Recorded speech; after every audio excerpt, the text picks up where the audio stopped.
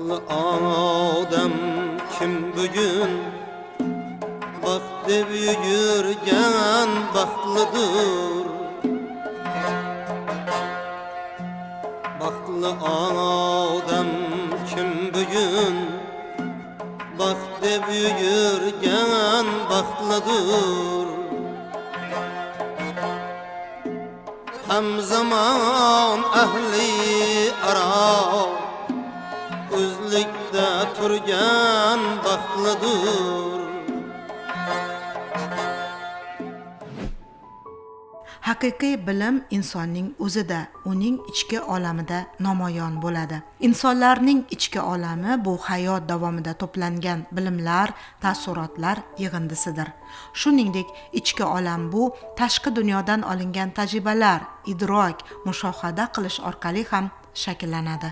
Yunon faylasufi Sokratning fikricha, haqiqiy bilim insonning ichki olamida bo'ladi. Portret ko'rsatuvining navbatdagi mehmoni tajribali jurnalist, so'z san'atining mohir ustalaridan biri Abdulla Sobirov. Qahramonimiz bilan inson hayotida markaziy o'rinni egallaydigan kishilarning ichki olami, uni boyitish, haqiqiy baxtli va ma'noli hayot kechirish imkoniyatlari haqida suhbatlashdik. Shuningdek, Abdulla akaning insoniy qadriyatlar haqidagi jamiyat oldidagi jurnalistning mas'uliyati to'g'risidagi fikrlarini ham tingladik. Abdulla aka, haqiqatni yetkazishda qanday prinsiplarga amal qilasiz? Endi jurnalist uchun haq so'zni aytmoq bu eng asosiy jurnalistga qalam tebratuvchi faoliyatining, qalamkash ijodining mezoni bu. Haqiqatni aytmoqning ham o'z mavridi bor. Unga turli xil nuqtai nazar bilan yondashiladi. Bitta nuqtai nazar bilan yondashilmaydi. Lekin har qanday holatda ham qalamkash ahli jurnalistman degan betaraflik pozitsiyada turib faoliyat ko'rsatadigan bo'lsa, mana shu prinsipga amal qiladigan bo'lsa, ommaga shu haq so'zni yetkazishdagi imkoniyatlari yana kataya boradi va haqiqat ruhida bitilgan bitiklar insonlarga ham yoqadi. Mana o'zimizning faoliyatimiz misolida ko'rib kelyapmiz. Haq so'zni aytmoq uchun ham ba'zi paytlarda kurashga to'g'ri kelyapti. Lekin chin jurnalist bo'ladigan bo'lsa, haqiqiy inson bo'ladigan bo'lsa, mana shu oldidagi qiyinchiliklardan, mashaqqatlardan cho'chimaslik kerak. Agarda haqiqatni siz ommaga yetkazib bera olmas ekansiz, ularni chalg'itishga sabab bo'lasiz. Haqiqat so'zi aytilmas ekan, mana shu jurnalistning qalamidan to'kilayotgan shu maqola bo'ladimi, ko'rsatuv eshittirish bo'ladimi, haqiqat mujdasi yog'ilmas ekan, albatta o'zining o'quvchisini, o'zining qiziquvchisini, muxlisini topa olmaydi. Jurnalist betaraflik pozitsiyasida turib faoliyat ko'rsatib, xalqimizga o'zining ishi qaysi so'zni aytish kerak, qaysi so'zni aytmas tiyilib turish kerak degan aqidaga amal qilar ekan, albatta u yozgan materiallarning mazmuni saviyasi yuqori bo'ladi. Jurnalistning qo'liga shikoyat kelib tushdi. Shikoyat qilinayotgan tomon ham haq, shikoyatchining o'zi ham haq. Mana bunda haqiqatni qanday aniqlamoq kerak bo'ladi? Mana shu paytda halollik, soflik, sadoqat, o'z kasbiga fidoyilik degan prinsip, talablar yuzaga keladi. Mana shu paytda jurnalist ko'pincha xulosa chiqarishga menimcha ko'p ham harakat qilmaslik kerak. Xulosa chiqarish kerak, lekin mavridi bilan xulosa chiqarish kerak. Har qanday holatda ham shu haq so'zni ayta olmoq, haq so'zni yoza olmoq, uni ommaga yetkaza olmoq jurnalistning oldida turgan eng muhim birinchi darajali vazifa bo'ladi va bu vazifani bajargan jurnalist xalqning, elning va albatta ko'p sonli muxlislarning qalbidan joy topa oladi. Sizni hayotiy shioringiz va falsafangiz nimada? Jurnalistga katta yo'l. Endi jurnalist mana shu katta yo'lni qayerda yurmoqi kerak bo'ladi? Jurnalist albatta o'rta yo'lni tanmoqi kerak bo'ladi. Ana bu paytda jurnalistga mahorat degan bizlarga bir mujda bor. Mahorat, jurnalist mahorati, kasb professional ustaligi, qalamga olish mahorati, mana shular bizga qo'l keladi. Jurnalistika sohasida yetuk mahorat to'play olgan, yuqori malakaga ega bo'lgan qalamkash borki, albatta u xalqimizga, elimizga, muxlislarga manzur maqolalarni bita oladi. Men o'ylaymanki, chin jurnalist bu faqat bir xil qiyofada namoyon bo'ladi. Bu hayotda ham, uyda ham, oilada ham, jamoat oldida ham bir xil qiyofada. Ya'ni u faqat yozish uchun hayot kechirmasligi, yozish uchun ishlamasligi kerak bo'ladi. Chin insonlarni ta'riflaymiz, fidoyi insonlarni ta'riflaymiz ko'pincha. Mana shu insonlarga o'zi ham hayotda o'xshab ketmoqi kerak bo'ladi. Hayotning mana shu falsafasiga albatta har bir jurnalist amal qiladigan bo'lsa, albatta bundan faqat elimiz ravnaq ko'radi, jurnalistikamiz ravnaq ko'radi, mana xalqimiz, jamiyatimiz ravnaq ko'radi. Abdulla aka, jurnalistsiz, yurtdoshlarimizni har doim kuzatib yurasiz. Insonlarning eng katta yutug'i hamda muammolari nimada? Inson borki, hayotda bir muayyan rejalarni ko'zlaydi, maqsadlarni ko'zlaydi, orzu niyatlarini diliga joy etadi. mana shu orzu niyatlarini joy etgan inson va albatta hayotni ko'ra olgan, hayotni idrok eta olgan, yaxshi tushuna olgan insonlar bor. Agarda atrofimizda bo'layotgan voqealarga tiyrak nazar bilan, ziyrak nazar bilan qaray olmas ekanmiz, demak bu yerda haqiqat atalmish mujda yuzaga chiqishi qiyin bo'ladi, mushkul bo'ladi. Jurnalistning eng katta yutug'i hayotni yaxshi o'rganmoq, oddiy insonlarning hayoti, ular bilan birga yashamoq, ularning orzu niyatlarini birga baham ko'rmoq va albatta buni tasvirlay olmoq salohiyati jurnalistga nihoyatda zarur. Jurnalistimizning mana shu talablari albatta har bir jurnalist uchun yo'l chiroq bo'lmoq kerak. Kerak bo'ladigan bo'lsa mashala bo'lmoqi kerak. Endi bu yerda jurnalistimizning muammolari nima? Insonning muammolari nima? Endi hayot borki, hayot bor joyda tashvish bo'ladi.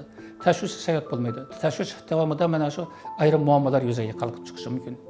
Lekin biz endi muammoga munosabatimiz qanday bo'lmoqi kerak? Oramizda ba'zilar borki, muammolar oldida tushkunlikka tushib qolish holatlari bo'ladi. Bunday emas. Masalan, muammoni mana muammo yuzaga keldi. Uni qanday bartaraf etmoq kerak? Oldimizda turgan eng katta vazifa. Muammolar oldida tushkunlikka tushmasdan, shuni bartaraf etishni kurashni to'xtatmasdan, albatta uni bartaraf etish yo'llarini izlasa, albatta mana shu mushkulotlarning bari barham topadi va insonning yo'li yanada ravon bo'laveradi. Abdulla aka bilan suhbatimiz davomida uning ta'kidlashicha, odamlarning hikoyalarini jurnalist shunchaki yozib qoldirmaydi, balki ularning dardini his qilishi kerak bo'ladi. Bu kasb egalari yurtdoshlarimizning quvonchi-yu shodligiga sherik bo'ladi. Jurnalist har bir insonning shaxsiyatini qadrlashi kerak bo'ladi. Yana asosiysi, insonlarning ovozini jamiyatga yetkazishga ham harakat qiladi. Jurnalistlarga insonlarning umidlari, intilishlarini aks ettiruvchi ko'zgu ular deb ham ta'rif berishadi. Tajribali, o'z kasbini juda yaxshi ko'radigan Abdulla aka yana jurnalist doimo o'z ishining mas'uliyatini teran anglab, mehnat qilishi kerak bo'ladi deb e'tirof qildi.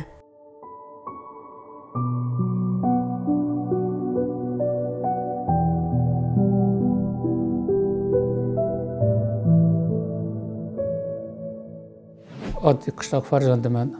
Otam ham, onam ham oddiy qishloq mehnatkaşlari. Dadam Qutlumurodov Sobir 1921-yil Chekka Hazaras tomonidan yana bir chekka shu Amudaryo sohillaridagi Muhammon qishlog'ida, poytlari Mutpir deb aytilardi.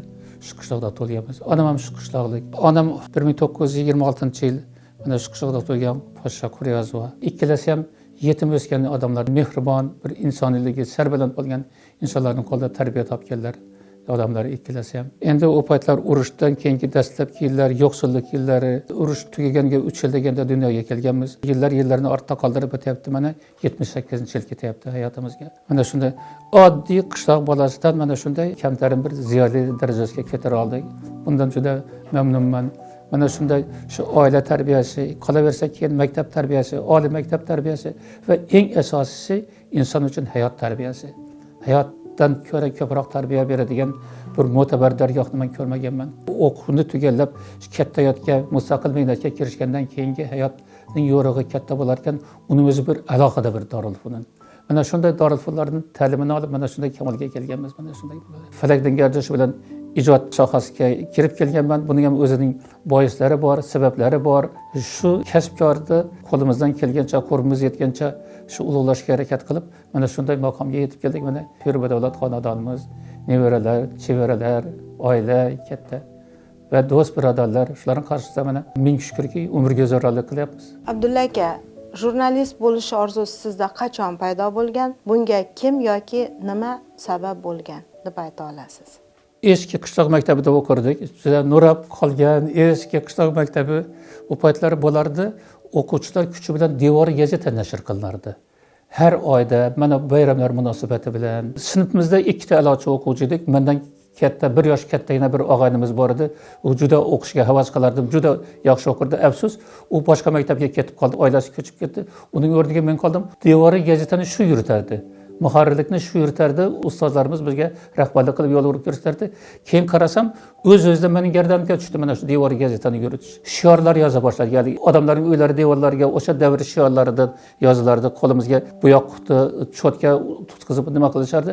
Mana shunda bu hammasi ijod bilan bog'liq bo'lardi. Hammasi 3 kunda paydo bo'lgan o'sha paytlarda. O'rta maktabning 8-9-sinflarga kelgan paytda bir necha yuz kitoblarni o'qishga ulgurganman. Bir necha yuz kitoblarni. Asosiy keyin Qaralama haligi she'rlarni ko'chirib yozgandan keyin she'rlarni haligi taniqli shoirlarimizning dongdor ulug' shoirlarimiz she'rlarni ko'chirib yozgandan keyin o'zim ham yozmagan she'r emas u, lekin kichik maqolalar ijod qilishga, devor gazetidan tashqari bironta gazetaga berishga yuragim dov bermagan. Shu she'rlarni oxirida 7-8-sinflardan keyin qarasak, endi mana shu maktabda juda o'quv jarayonlari juda katta yangiliklar bo'lyapti. Yaxshi domlalarning qo'lida tarbiya olyapmiz. Kichkinagina bir maqola chaqilib gazetaga berdim. Gazetaga endi bosib chiqarilmas endi deb o'yladim. Qarasam, gazeta bosib chiqarilyapti. Bayram bo'lib ketgan. Tuman gazetasida maqolam e'lon qilingan kuni. Mana shu holatlar jurnalistika, katta jurnalistika dargohiga kirib kelishimga asosiy sababchi bo'lgan. Jurnalistika kasbini tanlashingizga oilangizni, ota-onangizni munosabati qanday bo'lgan? Hayot yo'limda to'g'risi o'zim tanlaganman.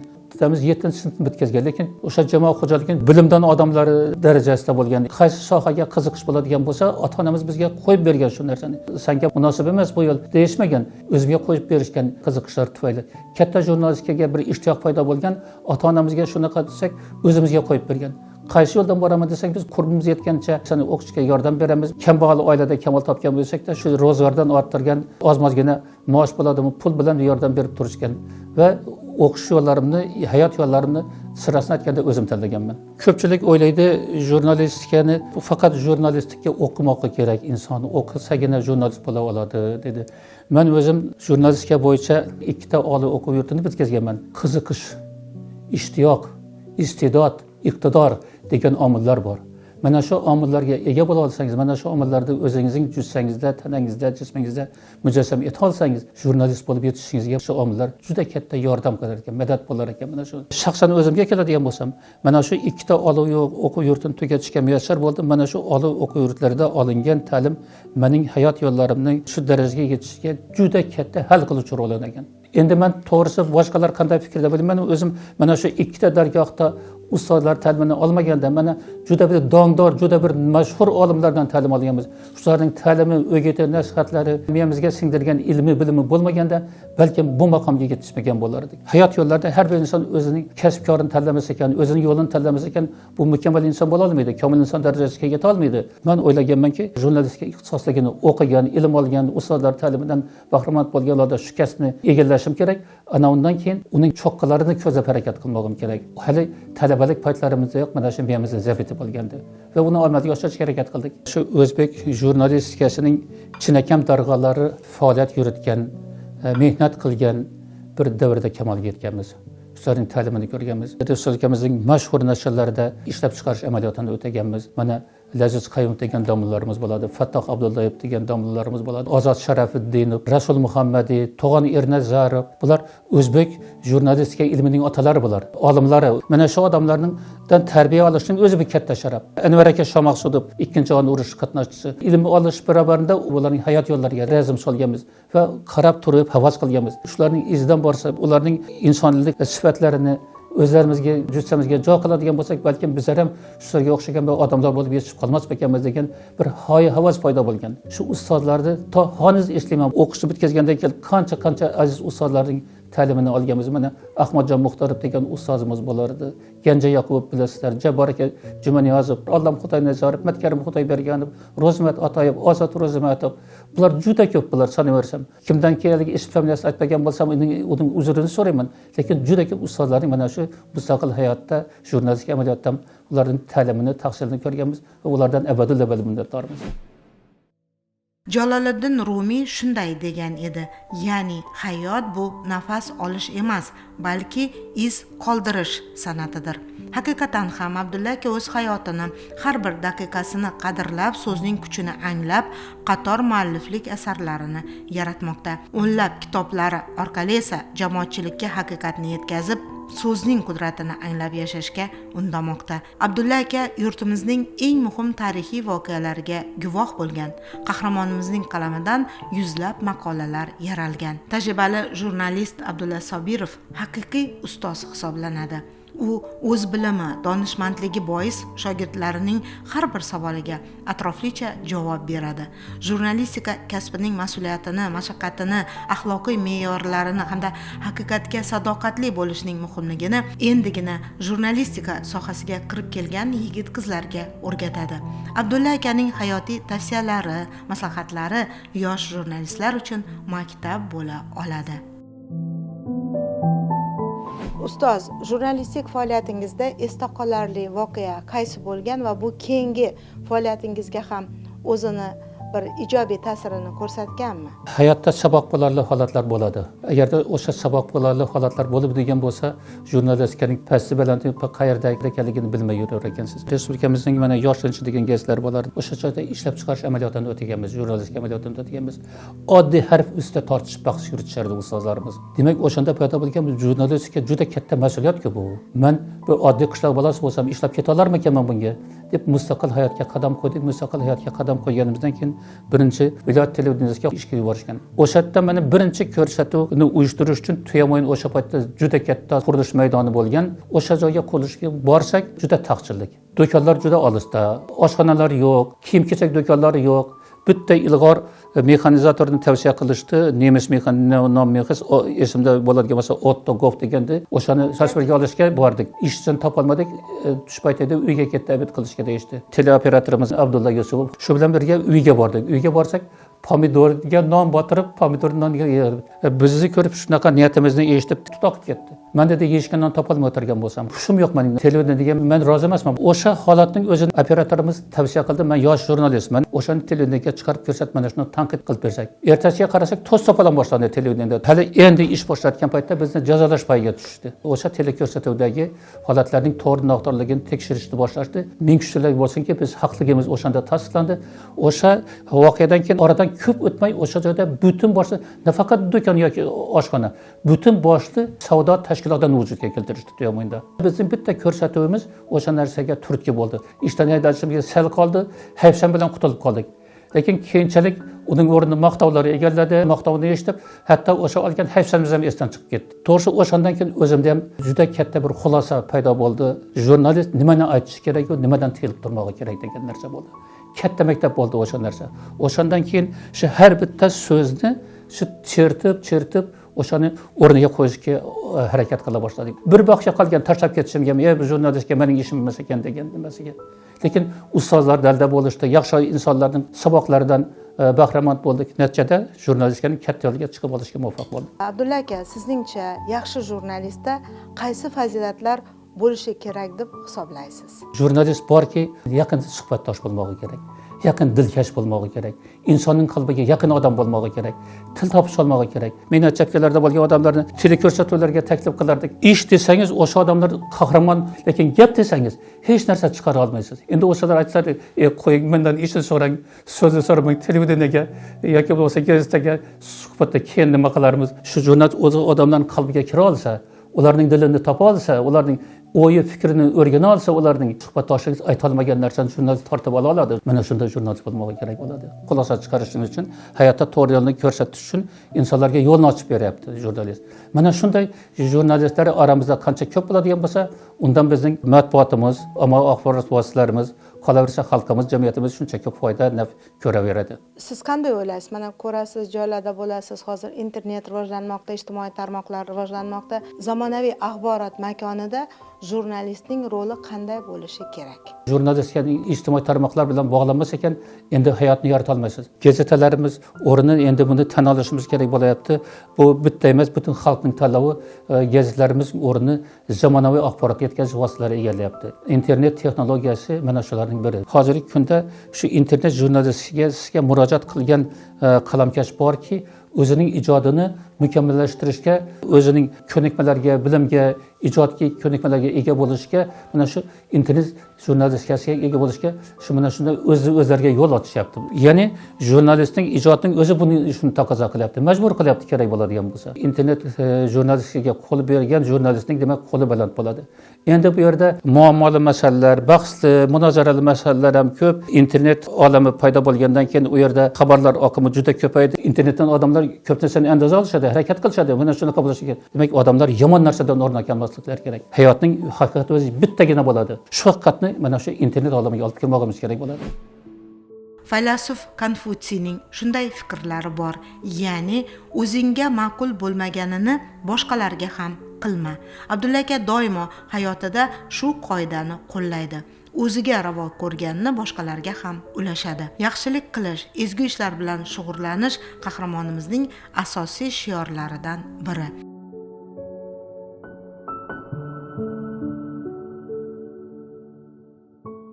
Abdulla aka, sizningcha jurnalist mas'uliyati nima? Bu haqda fikrlaringiz bilan o'rtoqlashsangiz. Jurnalist so'zni bitdi, kalomni bitdi va uni qog'ozga tushirdi. Endi o'sha ondan boshlab o'sha bitilgan bitik bu jurnalistning mulki. O'sha mulkni o'zi xohlagancha idora qilishi mumkin, xohlagancha boshqarishi mumkin. Lekin endi o'sha bitilgan qog'ozga tushirilgan bitiklarni keng ommaga taqdim eta olgandan keyin u endi jurnalistning mulki emas. Endi u butun ommaning mulki bo'ladi. Butun xalqning mulki. O'sha nashrni kim o'qigan bo'lsa, ko'rsatuvni eshitishni kim eshitib tomosha qilayotgan bo'lsa, o'shaning mulkiga aylanadi. Ana bu tomonda jurnalistning juda katta yelkasida mas'uliyati yuklanadi mana shu ondan boshlab. Ommaga to'g'ri fikrlarni taqdim eta oldimmi yoki ularni chalg'itishga yo'l qo'ydimmi degan bir andisha paydo bo'lmog'i kerak jurnalist qalbida. O'sha narsa jurnalist hamisha shu to'g'ri yo'lga boshlomog'i kerak. Bitta so'zni kerak bo'ladigan bo'lsa, 1000 marta taroziga solib, o'lchab, 7 o'lchab, bir kesib, mana shundan keyin ommaga, xalqqa ta'sir beradi. Bu so'z mas'uliyati, bu so'z aytmoq mas'uliyati bu. Bu juda katta mas'uliyat jurnalistlarda. Mana shu mas'uliyatni his qila olgan jurnalistgina shu sohada faoliyat ko'rsata oladi. Jurnalist o'z yelkasida mas'uliyatni his qilmasa ekan, menimcha undan jurnalist chiqmaydi, qalamkash chiqmaydi, ijodkor chiqmaydi. Bitta so'zning o'zi butun ommani chalg'itishi mumkin, bitta so'zning o'zi haligi chalg'ayotgan ommani to'g'ri yo'lga solib yuborishi mumkin. So'zning qudrati bu yerda namoyon bo'lyapti. So'zning qudrati zamirda jurnalistning juda katta mas'uliyati yotibdi. Keng xalq ommasiga manzur bo'ladigan mavzularni izlab topishimiz kerak bo'ladi. So'zlarni izlab topishimiz kerak bo'ladi. Alohida bir shaxslar uchun, alohida toifalar uchun material yozadigan bo'lsak, unda jurnalistimizning obro'yi qolmaydi. Jurnalist hayotdan oladi-yu, hayotga qaytaradi. Bizda aytishadi, jurnalistni xalq bilan davlat o'rtasida ko'prik. Juda topib aytilgan so'z. Har qanday jamiyat borki, ommaviy axborot vositalarisiz yashay olmaydi. Gazeta jurnalisiz yashay olmaydi. Buni prezidentimiz juda ko'p marta bir o'git sifatida, saboq sifatida ta'kidlab keladilar bu narsani. Jurnalistga har qanday jamiyatning ham qo'li, ham qanoti, ham oyog'i, buni hech kim unutmaslik kerak bo'ladi. Demak, ommaviy axborot vositalari bu jamiyatning harakatga soluvchi bir mexanizmi desak to'g'ri bo'ladi. Abdulla aka, ijodkorsiz, ijodkor bo'lganda ham hamma havas qiladigan, o'rnak oladigan ijodkorsiz, tajribali jurnalistsiz. Sizningcha ijod nima o'zi? Ijod endi bu xalq mulki bu. Zo'rma-zo'raki ijoddan hech narsa chiqmaydi. Jurnalist hayotdan hamma bir qadam oldin yurmoq kerak bo'ladi. O'sha qadamlari davomida shu yuzaga kelgan qalam mahsullaridan ko'pgina muxlislar, o'quvchilar o'qib, o'rganib, uni o'zlarining hayotlari, ishlari, faoliyatlari uchun dasturul amal qilib olmoqlari darkor bo'ladi. Mana shunday jurnalistga kerak bizga hozirgi zamonimizda. Abdulla aka, bo'sh vaqtingizni qanday o'tkazasiz? Jurnalistikadan boshqa yana qanday qiziqishlaringiz bor? Men hozir iloji bo'lsa sizlarni bir narsaga taklif qilmoqchi edim. Shavot kanali sohillariga. Men yo'qolgan sog'lig'imni tikilganman. Shavot kanali sohillari qanday obod bo'lib ketgan, qanday chiroyli manzaralar. Shavot sohillari juda go'zal sohillar. O'sha joyni bir sayr qilsak, mening nimaga qiziqishimni yaxshi bilib olardingizlar. Nevaralarim har kun bobo shaxmat o'ynaymizmi? Shaxmatga qiziqishim mening maktabda o'qib yurgan paytlarimdan boshlangan qiziqishim. Bu ikkinchisi. Keyin uchinchisi kitobga qiziqish, badiiy adabiyotga bo'lgan qiziqish. Har kuni maktabdan chopqilab kutubxonaga yo'lardik. O'sha paytlar men yozib chiqqanman, ro'yxat qilganman. 6-sinfgacha 450 ta kitob o'qiganim, o'sha kitoblarning mazmuni esimda qolgan. Go'roli nomli kitobni o'sha paytda o'zbekcha tarjimasi bo'lmagan, turkman tilida nashr qilgan, qiynalib bo'lsam, shuni turkmancha o'qiganmiz va ancha-munchagina turkman so'zlaridan o'rganib olganmiz. Sportga qiziqardik. Endi lekin hozir afsus yo'l qilmaydi, ba'zi shunday mana sport o'yinlarini tomosha qilamiz. Tennis, futbol, yosh paytimizda yaxshigina voleybol edik, velosiped haydardik. Endi shularning muxlislarimiz.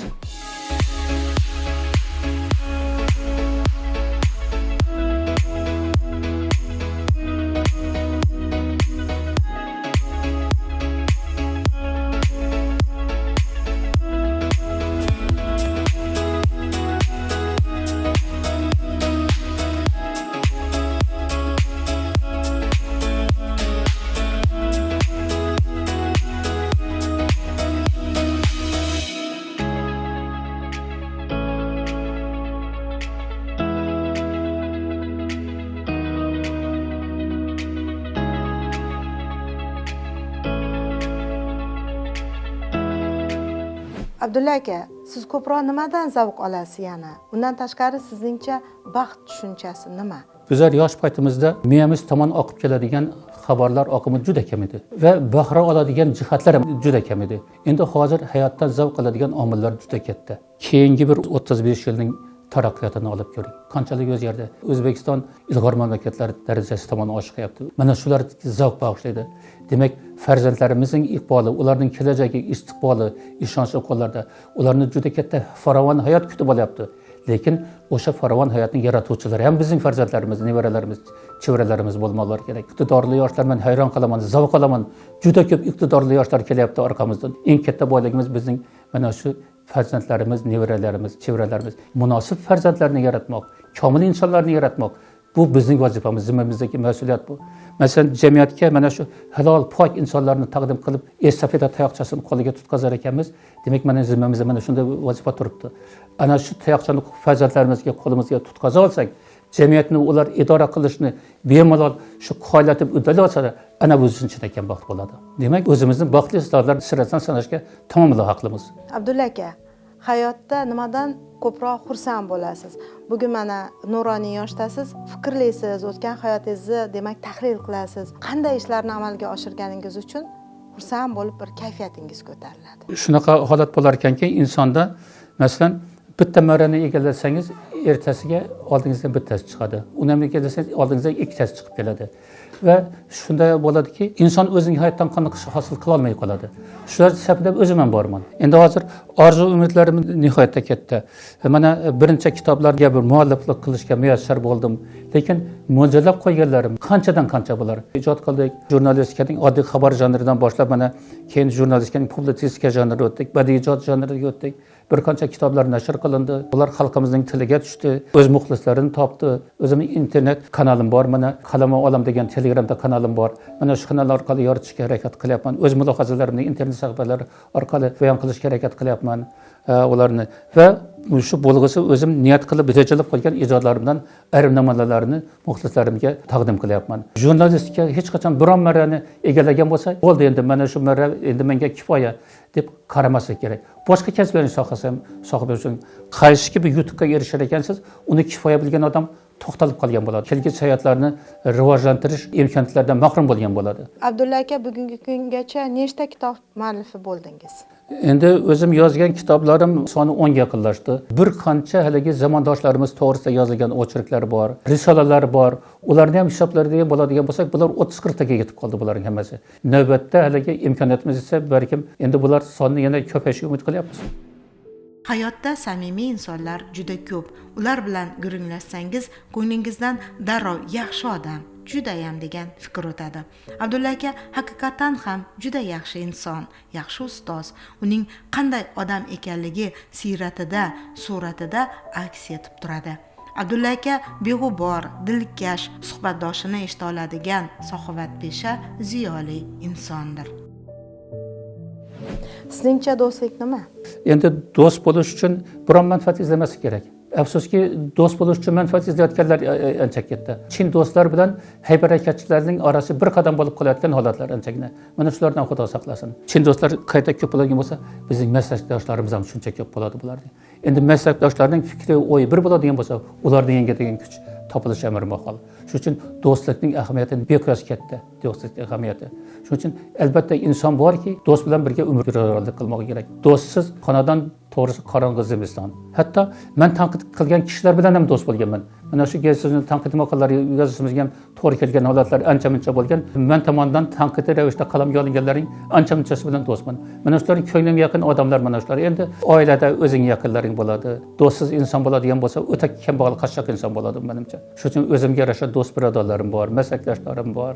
Bular bilan hamma fikrlashib turamiz, bordi-keldi qilib turamiz. Abdulla aka, yaxshilik va yomonlik haqida qanday fikrlarni ayta olasiz? Yaxshiliklar yashnasin, yomonliklar tugasin degan fikrni aytishim mumkin. Lekin u amalga oshmaydi degan narsa. Yaxshilik bor joyda demak yomonlik ham bo'ladi. Yomonlik bor joyda demak yomonlar deymiz. Yomonlik bor joyda demak yaxshilar ham bor. Demak, bular bir-biriga qarama-qarshi. Hayot kamchiliklarsiz, to'siqlarsiz rivojlana olmaydi baribir. Qarama-qarshiliklarsiz rivojlana olmaydi. Demak, qarama-qarshiliklar bor joyda do'st bor, qarama-qarshilik bor joyda dushman bor, qarama-qarshiliklar mavjud joyda yaxshilik bor, yomonlik bor. Lekin ularni bartaraf etish uchun kurash bu hayotiy muhim vazifa bu. Mana shu qarama-qarshiliklarni yengishimiz mumkin, lekin to'lagicha bartaraf qila olamiz degan so'zni men aytmagan bo'lardim, chunki hayot usiz rivojlana olmaydi. Bu jamiyatning azaliy qonuni bu. Bu degan narsa qarama-qarshiliklar biz sun'iy ravishda vujudga keltirishimiz kerak ekan. Oldimizga o'zimizga g'ovlar qo'yishimiz kerak degan ma'noni aslan anglatmaslik kerak bo'ladi. Qarama qarshilikka bir yoqadan bosh chiqarib kurashmoqimiz kerak bo'ladi. Endi paydo bo'ladigan qarama qarshilik bo'lsa, imkon qadar uning oldini olmoq lozim bo'ladi.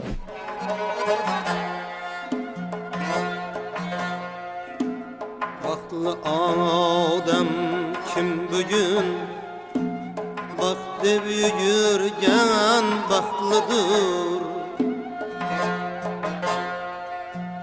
Baxtlı odam kim bugün baxt deb yurgan baxtlidir. Ham zaman ahli aro o'zlikda turgan baxtlidir. Abdulla aka, oilangiz haqida ham aytib o'tsangiz bo'ladimi? Mana farzandlaringiz sizni izingizdan borib, jurnalistika sohasida ham faoliyat ko'rsatyapti. Umuman, ahil oilangiz haqida. 6 nafar farzand bor. Farzandlarimdan ko'nglim to'q. Oilalariga, bola chaqalariga ega. Hammasi Xudoga shukrki, piri davlatda hayot kechirishyapti. Mana endi nevaralar, chevaralar ularning izidan yetib kelyapti. Gap ularning qilayotgan elimizga, yurtimizga, o'zining oilasiga, bolasiga keltirayotgan nafida, foydasida. Ularga men ko'pincha saboq beraman, cho'ntagingda bir tiyin puling bo'lmasin mayli, lekin tuman bo'liging do'stlaring bo'lsin, tuman bo'liging yaqinlaring bo'lsin, obro' e'tiboring bo'lsin. Yaxshilik bilan obro' e'tibor topsalar, halollik, poklik bilan elning nazariga tushsalar, elning shu nazarda yashasalar, bular mana shu jamiyatimiz uchun eng kerakli narsa. Mana shu farzandlarimiz mana shunga odatlanmoq kerak. Halol yashashga, pok yashashga, fidoyi mehnat qilishga, vatanning vatanparvarlari bo'lishga, oilasining sadoqatli madadkori, tayanchi suyani bo'lishga harakat qilmoqlari kerak bo'ladi. Yaxshi amallarni ko'paytirmoqlari kerak bo'ladi. Yomonlardan uzoq yurmoqlari kerak bo'ladi. Xudoga shukrki, mana shunday farzandlar kamolga yetyapti. O'zimizni ancha-muncha shu murodimiz, maqsadimizga yetgan inson sanayman. Abdulla aka, siz mana Respublika miqyosida ijod qilasiz. Juda ham ko'pchilik jurnalistlarning ustozisiz. Hayotiy tajribalaringiz katta. Juda ko'pchilik insonlarga, yoshlarga ustozlik qilib kelyapsiz. Umuman hayot sizga nimalarni o'rgatdi? Mana oldimizda suratlar turibdi. Mana oddiy g'o'r bolalikdan mana bunday mana hozirgi ko'rinish darajasiga keldik. Xalqimizga, jamiyatimizga, shu oilamizga naf tegadigan bir inson darajasiga yetisha oldik degan fikrdaman. Ichining o'li ichi bo'lib qolishi kerak degan aqida mening hayotim misolda chippakka chiqqan. Mana hayotda erishgan narsamiz. Ko'rsatuvimiz davomida Urganch davlat universiteti talabasi Shohsanam Hakimbayeva qahramonimizning portretini chizdi. Abdulla aka Shohsanamga o'z minnatdorchiligini bildirdi.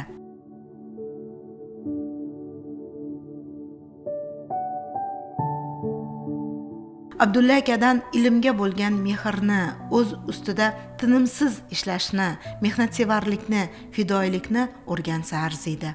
Qahramonimiz bilan suhbat davomida maqsadga erishish uchun sabr va qat'iyat juda ham kerak ekanligini anglab yetasiz. O'zbekistonda xizmat ko'rsatgan jurnalist Abdulla Sobirovning hayot yo'li har bir yurtdoshimizga doimo ezgulikka intilish, fidoyi bo'lish hamda vatanga sadoqat bilan xizmat qilish kerakligini eslatib turadi. Hayotda to'g'ri yo'lni topishda, ortga qo'yilgan maqsadlarga erishishda Abdulla akaning umr yo'li ko'pchilik uchun, ayniqsa yosh avlod uchun namuna bo'la oladi.